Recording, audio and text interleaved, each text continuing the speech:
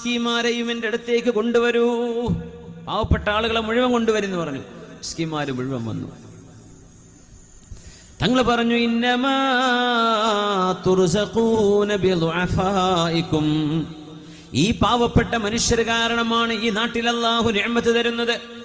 നിങ്ങളുടെ വീടുകളിൽ ഭക്ഷണം പാകം ചെയ്യാൻ കഴിയുന്നത് ഇവിടെയുള്ള പാവപ്പെട്ടവരുടെ മനസ്സിന്റെ ശുദ്ധത കൊണ്ടാണ്, അവരുടെ ഈമാനിന്റെ തെളിച്ചം കൊണ്ടാണ്. അതുകൊണ്ട് ഞാൻ ഇവരോടൊപ്പമാണ്, എനിക്കവരെ ഇഷ്ടമാണ്. അല്ലാഹുമ്മ ഇന്നി ഹബ്ബിബി ഇലയ്യ ഹുബ്ബൽ മസാകീൻ, മിസ്കീന്മാരോടുള്ള സ്നേഹം എൻ്റെ ഹൃദയത്തിന് ഇഷ്ടമാക്കണമേ എന്ന് ദുആ ചെയ്ത നേതാവാണ് അഷ്റഫുൽ ഖൽഖ് റസൂലുള്ളാഹി സ്വല്ലല്ലാഹു അലൈഹി വസല്ലം. ഇത് നമ്മുടെ മാതൃകയാണ്. മിസ്കീന്മാരെ അധികമൊന്നും ഇഷ്ടപ്പെടാൻ കഴിയില്ല. മനുഷ്യ പ്രകൃതം വെച്ച് നോക്കുമ്പോൾ അതേ കാറ്റഗറി ആകുമ്പോൾ അത് ഇച്ചിരി കാറ്റഗറി മാറിക്കഴിഞ്ഞാൽ പിന്നെ ആളുകളൊന്നും കണ്ണ് കാണാത്ത പോലെ ആവും. ചില ആളുകൾക്ക് സമ്പത്ത് കിട്ടിയ അങ്ങനെ മിസ്കീനായി ജീവിച്ചപ്പോൾ നല്ല മനുഷ്യനാ, പൈസ കിട്ടിയപ്പോൾ അല്ലാഹ് ഓൻ്റെ പെണ്ണുങ്ങളെയും കുട്ടികളെയും സ്വഭാവം മാറിയത് കണ്ടില്ലേ, അങ്ങനെ പറയുന്ന നാട്ടുകാരില്ലേ. ചില ആളുകളെ സംബന്ധിച്ച് പറയും, നല്ല ചെറുക്കനായിരുന്നു, പൈസ കൈ കിട്ടിയപ്പോഴേ ഇപ്പം നിലല്ല, നമ്മളെ മൗലേരം നോക്കണ പോലുമില്ല. പോലെ ചങ്ങായിമാരൊക്കെ കാസർഗോഡോ അല്ലെങ്കിൽ മംഗലാപുരത്തോ ഇവിടേക്കേ ഉള്ളൂ, നമ്മുടെ നാട്ടിലൊന്നും അവന് പറ്റിയ ഫ്രണ്ട്സൊന്നും ഇല്ല. എന്തേ, കിടപിടിക്കുന്ന ആൾക്കാരെ കാണുന്നില്ല. അങ്ങനെ കൂടെയുള്ള ആളുകളെ ചെറിയ കണ്ണുകൊണ്ട് നോക്കുന്ന അവസ്ഥ ഒന്നും അല്ലാഹുവിന് ഒരിക്കലും ഇഷ്ടം. അവരൊക്കെ പിന്നെ താഴേക്ക് വരും, ആ പോയ പോക്കിങ് താഴേക്ക് അല്ലാഹ് കൊണ്ടുവരും. ഇത് പരീക്ഷിക്കാൻ കൊടുക്കണതാ, എന്താ അവൻ ചെയ്യാൻ. മിസ്കീന്മാരെ നബിക്ക് ഇഷ്ടമാണ്. ജുലൈബീബ് തങ്ങളോട് നബി തങ്ങൾ പറഞ്ഞു, ജുലൈബീബേ, നിങ്ങളുടെ നിക്കാഹ് ഞാൻ നടത്തി തരും, നിങ്ങളുടെ നിക്കാഹ് ഞാൻ നടത്തി തരും. മിസ്കീന്മാരായ ആളുകളുടെ കല്യാണം കഴിച്ചു കൊടുക്കും. അൽഹംദുലില്ലാ. വിവാഹ പരിപാടികളൊക്കെ നമ്മുടെ നാട്ടിലൊക്കെ പലയിടത്തും നടത്താറുണ്ട്. അൽഹംദുലില്ലാ. അമ്പാച്ചൻ്റെ മോളെ കല്യാണത്തിനല്ലേ കുറച്ച് അല്ലേ? അൽഹംദുലില്ലാ. ഒരു പാവപ്പെട്ട ഒരു കുട്ടീനെങ്കിലും 10 കുട്ടീനെ 5 കുട്ടിയെ നമ്മളെ വിവാഹങ്ങളിലേക്ക് നമ്മൾ ചെലവഴിക്കുന്ന സമ്പാദ്യത്തിൻ്റെ നേർപകുതിയിൽ താഴെ മതിയാവും 2-3 കുട്ടികളെ കല്യാണം കഴിച്ചു കൊടുക്കാൻ. അൽഹംദുലില്ലാ. അത്തരം നന്മകൾ ചെയ്ത മഹത്തുക്കൾ നമ്മുടെ സദസ്സിലിരിക്കുന്നുണ്ട്. നമ്മുടെ നാടുകളിലൊക്കെ നടക്കാറുണ്ട് അങ്ങനെ സമൂഹ വിവാഹങ്ങളൊക്കെ. നിയ്യത്ത് നന്നാവണേ, പൊങ്ങച്ചത്തിന് വേണ്ടി ചെയ്യരുത്. ഫോട്ടോ ഒക്കെ വരും പത്രത്തിലൊക്കെ, വാട്സപ്പിലും വരും, സ്റ്റാറ്റസും ഫേസ്ബുക്കിലൊക്കെ വരും. നാളെ പരലോകത്തേക്ക് ഉണ്ടാവില്ല, അതുണ്ടാവുക. നിയ്യത്ത് അതാണെങ്കിൽ കല്യാണമൊക്കെ ജോറായിട്ട് നടക്കും, ഭയങ്കര സംഭവമാണെന്നൊക്കെ പറയും. ആയിക്കോട്ടെ, ഉള്ളത് ക്വാളിറ്റി മതി.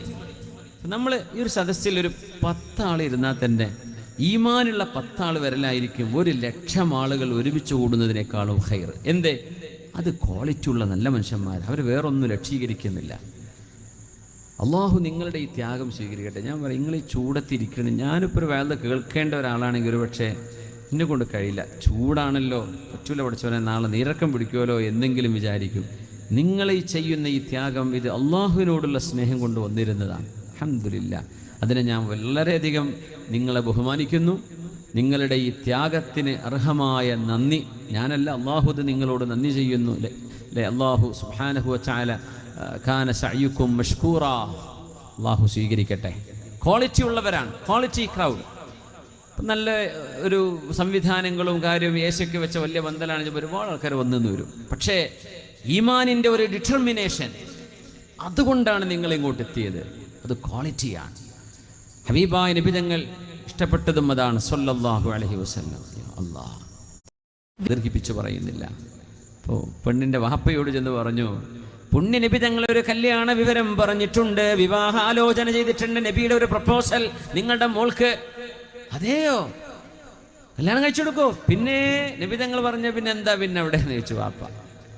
ആരാ പുതിയ പിള്ള? അത് ഞാൻ തന്നെയാന്ന് പറഞ്ഞു. അല്ലോ, ജുലൈബി നീയോ?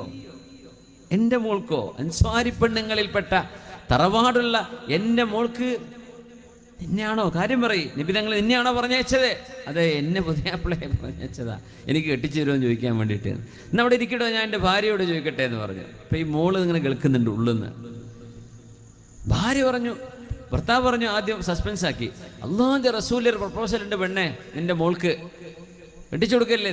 ആരാ? ആയിക്കോട്ടെ, അല്ലാഹുവിൻ്റെ റസൂലിൻ്റെ പ്രപ്പോസൽ. മാഷാ അല്ലാഹ്, അഹ്ലൻ വസഹ്ലൻ. ആരാ? ജുലൈബി. പടച്ചോനെ, ജുലൈബി വല്ലാത്ത ആരും കിട്ടിയില്ലേ എന്ന് ചോദിച്ചു ഉമ്മ. വാപ്പാക്കും വേണ്ട ഉമ്മാക്കും വേണ്ട. പക്ഷെ ഈ മോള് നല്ല മോളാണ്. അപ്പം അങ്ങനെ ഉണ്ടാവും. വാപ്പി ഉമ്മാക്ക് പോലെ ഈമാനൊന്നും വല്ല ഉഷാറില്ലെങ്കിലും മക്കൾക്ക് നല്ല ഈമാൻ കാണും. മോളിങ്ങനെ ഉള്ളെന്ന് കേട്ടിട്ടുണ്ട്, ഉമ്മാ ഉപ്പാ അള്ളാഹുവിൻ്റെ റസൂൽ ഒരു പ്രപ്പോസൽ കൊണ്ടുവന്നിട്ട് ജുലൈബീബിന്റെ മുഖത്ത് നോക്കി, നിങ്ങളെ ഞങ്ങൾക്ക് വേണ്ടെന്ന് പറയാണോ അള്ളാഹുവിൻ്റെ റസൂൽ പറഞ്ഞയച്ചതല്ലേ അത്? ഉമ്മാ നിങ്ങൾ കേട്ടില്ലയോ ഖുർആൻ പറയുന്നത്, മാ കാന ലിമുഅ്മിനിൻ വലാ മുഅ്മിനത്തിൻ ഇദാ ഖദല്ലാഹു വറസൂലുഹു അംറൻ അൻ യകൂന ലഹുമുൽ ഖിയറതു മിൻ അംരിഹിം. അള്ളാഹും അവൻ്റെ റസൂലും ഒരു വിഷയം തീരുമാനിച്ച് ഉറപ്പിച്ചാൽ പിന്നെ നിങ്ങളാരും സ്വന്തഷ്ടം ചെയ്യരുത്, അള്ളാഹുവിൻ്റെയും റസൂലിൻ്റെയും ഇഷ്ടമാണ് ചെയ്യേണ്ടത് എന്ന് അള്ളാഹ് പറഞ്ഞത് കേട്ടില്ല ഉമ്മ? ജുലൈബീബി എത്ര ഭംഗിയില്ലെങ്കിലും റസൂലുള്ളാഹി കൊണ്ടുവന്ന ബന്ധമാണെങ്കിൽ എനിക്കത് മതി, എനിക്കത് പൊരുത്തമാണ്.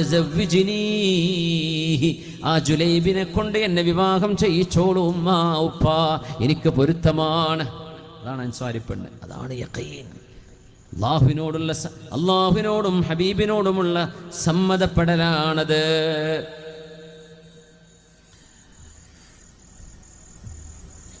ഇമാമുനാ ശാഫിഈ റളിയല്ലാഹു അൻഹു ദർസ് നടത്തിക്കൊണ്ടിരിക്കുമ്പോൾ ഷാഫി ഇമാമിന്റെ ശിഷ്യൽപ്പെട്ട ഇമാമുൽ ഹുമൈദി തങ്ങൾ പറയുന്നുണ്ട്, സദസ്സിലേക്ക് ഒരു മനുഷ്യൻ കയറി വന്നു.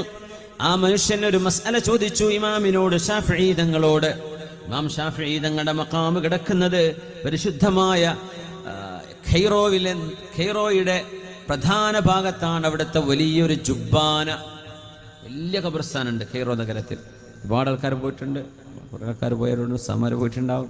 ഇമാം ഷാഫിഈ തങ്ങൾ അവിടെയാണ്. ഇവിടെ ഉസ്താദുണ്ട് വഖീഅ ഇബ്നുൽ ജറാഹ്, ശകൗതു ഇലാ വഖീഇൻ സൂഅ ഹിഫ്ളി. വഖീഅ തങ്ങളുടെ മഖാം അവിടെ തന്നെയാണ്. അല്ലാമ ഇബ്നു ഹജർ അൽ അസ്ഖലാനി തങ്ങൾ കിടക്കുന്നതും ഈജിപ്തിലാണ്.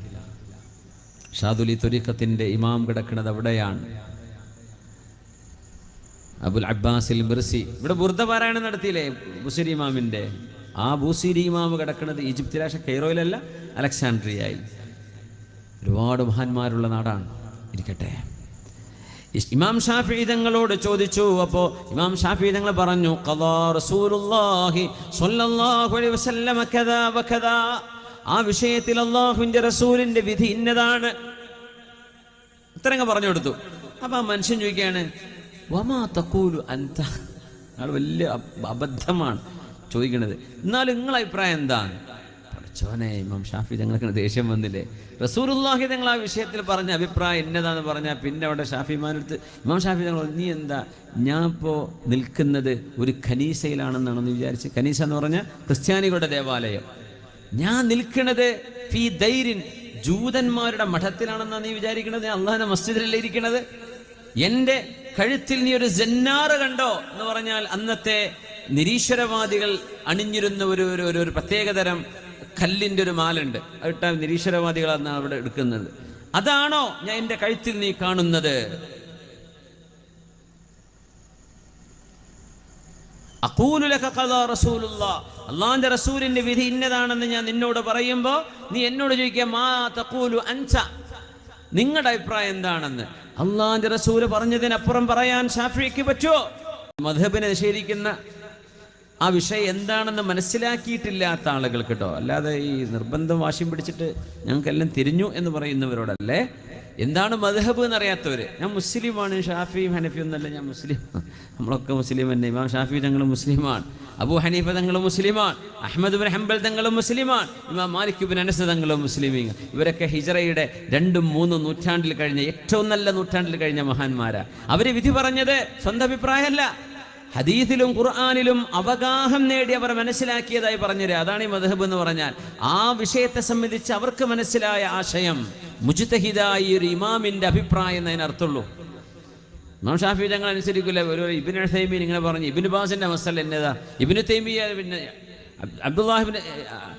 ഇബ്നു അബ്ദുൽ വഹാബ് പറഞ്ഞത് ഇന്നതാണ് എന്നൊക്കെ പറഞ്ഞെന്ത് ചെയ്യും, അവർ ഇത്തിബാ ചെയ്യും. പക്ഷേ ഷാഫി ഇമാമും അഹ്മദ് ബിൻ ഹംബൽ തങ്ങളും അവർ പറഞ്ഞത് അവർ തറാവീഹ് 20 റക്അത്താണ് നിസ്കരിക്കേണ്ടതെന്ന് പറഞ്ഞാൽ അല്പം പറയും. ബുഖാരി ഇമാമിൻ്റെ ഹദീസിലുണ്ടല്ലോ, ആയിഷ ബീബി റളിയല്ലാഹു അൻഹയുടെ റിവായത്ത്, റസൂലുള്ളാഹി തങ്ങൾ മാ കാന യസീദു ഫീ റമളാന വലാ ഫീ ഗൈരിഹി അലാ 11 റക്അ, റമളാനിലും അല്ലാത്തപ്പോഴും നബി സല്ലല്ലാഹു അലൈഹി വസല്ലം നിങ്ങൾ 11 റക്അത്തായിരുന്നു എന്ന് പറയുന്ന ഹദീസിന്റെ ആശയം എന്താണെന്ന് മഹാന്മാരായ പണ്ഡിതന്മാർ പറഞ്ഞ ഒരു വ്യാഖ്യാനവും നോക്കാതെ മുമ്പരെന്താ പറയും, ഹദീസ് ഇതാ പേജ് നമ്പർ ഇതാ, ഇത് സ്വഹീഹുൽ ബുഖാരിയാണ്, ഇതിനെതിരാ പോയി പറയുന്നത് 20. പൊന്നു ചങ്ങാതി, ഈ ഹദീസും ഇതിനപ്പുറമുള്ള ഹദീസും കണ്ടവരാണ് ഇമാം മാലിക് എന്നവരും ഇമാം ഷാഫിഈ തങ്ങളും അഹ്മദ് ഇബ്നു ഹംബൽ എന്നവരും. ഹദീസ് ബുഖാരി ഇമാം വരുന്ന തന്നെ 4 മദ്ഹബിന്റെ ഇമാമിങ്ങളുടെയും കാലശേഷമാണ്. ആയിഷ ബീവി റളിയല്ലാഹു അൻഹ ആ പറഞ്ഞ വിഷയത്തിൽ തറാവീഹിന്റെ റക്അത്തിന്റെ എണ്ണത്തെ സംബന്ധിച്ച് വസ്വാസ് ഉണ്ടാക്കി എല്ലാ കൊല്ലമുണ്ട്. ഈ റമദാനും കണ്ടല്ലോ, ഒരു ചങ്ങാൻ്റെ വീഡിയോ വന്നിരുന്നു. ഒരു ഉസ്താദ് എന്തോ ഒരു പണ്ഡിതനാന്ന് തോന്നുന്നു, ആ വേഷത്തിൽ ബുഖാരി ഇമാമെന്ന് ബുഖാരിയൊക്കെ തുറന്നു വെച്ചിട്ട് ഇങ്ങനെ കാണിക്കുന്നുണ്ട്. അപ്പോൾ സാധുക്കളും മനുഷ്യന്മാർ ചോദിക്കുള്ളൂ, അല്ലോ ബുഖാരി ഇമാം ഇങ്ങനെ പറഞ്ഞിട്ടാണോ പോയി കളിക്കുന്നത്? വിവരമില്ലാത്തത് കൊണ്ടാണ്. ആയിഷ ബീവി റളിയല്ലാഹു അൻഹയുടെ ആ ഹദീസല്ല, അതിനോടനുബന്ധമായ നൂറുകണക്കിന് സംഭവങ്ങളെ ഹദീസുകളെ പഠിച്ചതിന് ശേഷമാണ് 4 ഇമാമിയങ്ങളും തറാവീഹ് 20 എന്ന് പറഞ്ഞത്. ആയിഷ ബീവി റളിയല്ലാഹു അൻഹ എന്താ പറഞ്ഞതിൽ? റമദാനിലും അല്ലാത്തപ്പോഴും. ഇപ്പൊ തന്നെ മനസ്സിലായി, റമദാനിലെ തറാവീഹിനെ കുറിച്ചല്ല ആയിഷ ബീവി റളിയല്ലാഹു അൻഹ പറയുന്നത്. അല്ലെങ്കിൽ ആയിഷ ബീവി റളിയല്ലാഹു അൻഹ ആ വിഷയത്തിൽ മഹദിക്ക് അറിഞ്ഞ വിഷയം അത്രയേ ഉള്ളൂ. കാരണം റമദാനിലും അല്ലാത്തപ്പോഴും പറഞ്ഞില്ലേ, റമദാൻ അല്ലാത്തപ്പോൾ തറാവീഹ് ഉണ്ടാ.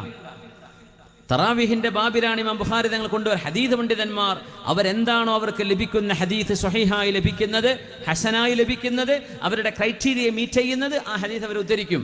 പക്ഷേ മസ്അല പറയുന്നത് ഹദീസ് പണ്ഡിതന്മാരല്ല, മസ്അല പറയുന്നത് കർമ്മശാസ്ത്ര പണ്ഡിതന്മാരാ. അവർക്കത് ഇടപെടാൻ കഴിയൂ. അവർ പറയും 20 റക്അത്താ, പിന്നെ എങ്ങനെയാ നിഷേധിക്കുക? നമുക്ക് അംഗീകരിക്കാൻ പറ്റില്ല എന്ന് പറയാം.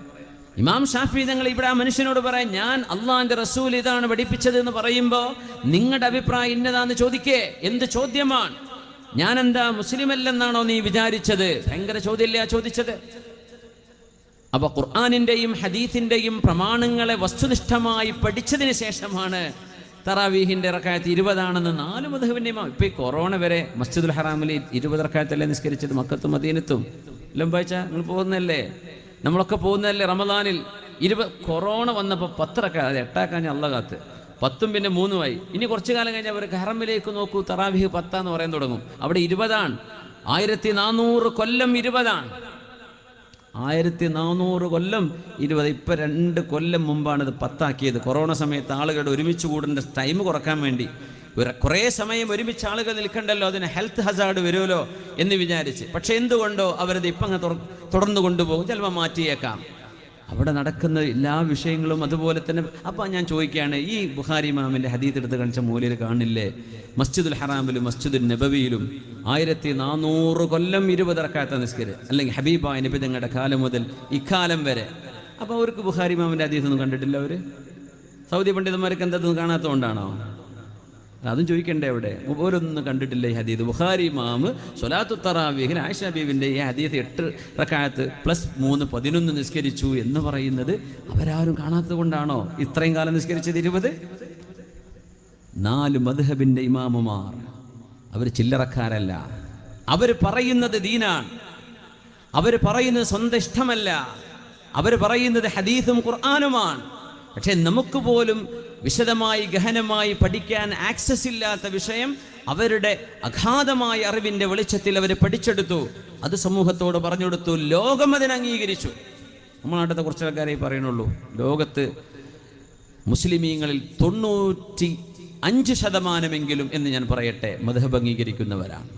നമ്മുടെ നാട്ടിൽ മാത്രമുള്ളൂ ഈ ഒരു ഒച്ചപ്പാട്. ഒന്നും വേണ്ട, ഞങ്ങൾ മുസ്ലിമാണ്, ഷാഫി ഹനഫി അതൊന്നും നമുക്ക് പറയാൻ പറ്റില്ല, ഞാൻ മുസ്ലിമാണ്. നല്ല രസമല്ല, കേൾക്കാൻ രസമുള്ള വാക്കാണത്. പക്ഷെ അറിവില്ലായ്മയിൽ നിന്നാണ് ആ വാക്ക് വരുന്നത് എന്ന് മനസ്സിലാക്കാനുള്ള ബുദ്ധി നമുക്കുണ്ടായാൽ മതി. ഇമാം ഷാഫി ഞങ്ങൾ മുസ്ലിം അല്ല എന്നാണോ ഈ പറയുന്നതിൻ്റെ അർത്ഥം? അപ്പോൾ ഈ ബുഖാരി ഇമാമിൻ്റെ ഹദീസ് എന്ന് പറഞ്ഞിട്ട് എന്ത് ചെയ്ത് സാധാരണക്കാരൻ എന്ത് ചെയ്യേണ്ട? ബുദ്ധിമുട്ടിലും വസ്വാസിലുമാക്കരുത്. അത് കർമ്മശാസ്ത്ര പണ്ഡിതന്മാർ അതിൽ വിധി പറയും, നമുക്ക് വിധി പറയാൻ കഴിയില്ല. കാരണം അതിനിപ്പുറത്ത് വേറെ ഉമർ റളിയല്ലാഹു അൻഹുവിൻ്റെ ഹദീസ് വരും. തമീമുദ്ദാരി തങ്ങൾ നിസ്കരിച്ചത് 20 പറയുന്ന റിവായത്തിന് എന്ത് ചെയ്യപ്പോ? ഉമർ തങ്ങൾ നബി തങ്ങൾ ചെയ്യാത്ത ഉമർ തങ്ങൾ ചെയ്യോ? നബി തങ്ങൾ ചെയ്യാത്തത് ഉമർ തങ്ങൾ ചെയ്ത സ്വഹാബിമാർ ഉമർ എന്നവരെ വെച്ചേക്കോ അവിടെ? അപ്പോൾ ഉമർ തങ്ങൾ 20 എവിടുന്ന് തെളിവ് കിട്ടി? ഹബീബായ നബി തങ്ങൾ ചെയ്തത് സ്വഹാബികൾ കണ്ടത് അവരറിഞ്ഞത്, ആ അറിവിൽ നിന്നാണ് ഉമർ എന്നവർ തമീമുദ്ദാരി തങ്ങളെ ഇമാമ് നിർത്തി 20 റക്അത്ത് നിസ്കരിപ്പിച്ചത്. ഇതൊക്കെ അവിടെ ഉണ്ട്. ഒറ്റ ഹദീത്ത് മാത്രം നോക്കിയിട്ട് എന്ത് ചെയ്യും? വസ്വാസാക്കും. അവരറിയാത്തത് കൊണ്ട് ഞാൻ മൂപ്പരെ കുറ്റപ്പെടുത്തല്ല. മൂപ്പരുടെ ആ മനുഷ്യൻ്റെ ആ ഒരു നല്ല താടിയും ഒക്കെ ഉള്ള ഒരു വലിയ മനുഷ്യനാണ് അത് പറഞ്ഞിരുന്നത്. എനിക്ക് ആളുടെ പേരൊന്നും അറിയില്ല. പക്ഷേ അദ്ദേഹത്തിൻ്റെ ഒരു ധാരണ പ്രകാരം മൂപ്പർക്ക് തോന്നിയതിന് മൂപ്പർ എപ്പോഴായിരിക്കും കാണുന്നുണ്ടാവുക. അപ്പോൾ അദ്ദേഹം അത് ജനങ്ങളുമായി പങ്കുവെച്ചു. പക്ഷെ അത് ഭയങ്കര വസ്വാസം ഉണ്ടാക്കും. ഇങ്ങനെ കർമ്മശാസ്ത്ര നിയമങ്ങൾ ഹദീത്തിൽ നിന്ന് ഡയറക്റ്റ് പറയാൻ കഴിയില്ല. നമ്മളിപ്പോൾ വാദ പറയുന്നുണ്ട്, കർമ്മശാസ്ത്ര നിയമങ്ങളെക്കുറിച്ചല്ല ഞാൻ പറയാം, അത് ഫിഖഹിൻ്റെ കിതാബ് എന്നേ പറയാൻ പറ്റുള്ളൂ. ഹദീത്ത് വരും, ആ ഹദീത്തിൻ്റെ മസ്അല നമ്മൾ പറയുന്നത് പോലെ ആയിരിക്കില്ല ഒരു മദ്ഹബിൻ്റെ ഇമാമിൻ്റെ വീക്ഷണം. അതുകൊണ്ട് തെറ്റിദ്ധാരണ ഉണ്ടാവരുത്.